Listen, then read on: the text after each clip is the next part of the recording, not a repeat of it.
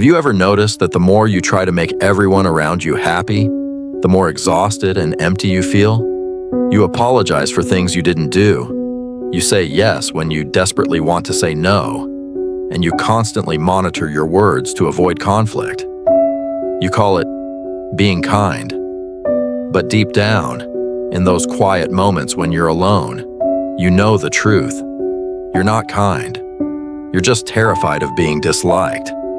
You are trapped in an invisible chain of other people's expectations.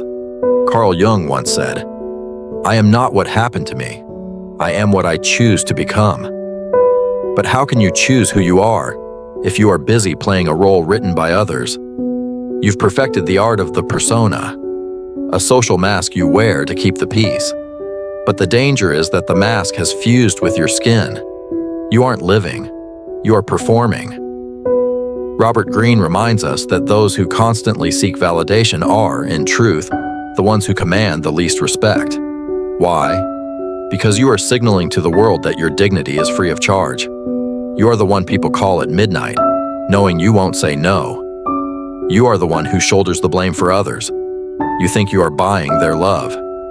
In reality, you are only feeding their hunger for control. You've been told that anger is a weakness, that a good person never feels aggression. This is a lie designed to keep you compliant. Your rage, your capacity for boundaries, and your refusal to be walked over. These are not sins. They are the sharp edges of your soul. When you bury your shadow, you become a hollowed-out shell. To reclaim your power, you don't need to unleash your rage in a mindless outburst. That would make you a slave to your emotions. Instead, you must transmute it. True power is having the capacity for total destruction and choosing, with absolute calm, not to use it unless necessary. This is the alchemy of rage. You take the pain and resentment you felt for years, and you turn them into an unbreakable discipline. So, how do you change this? You use the 3-second rule.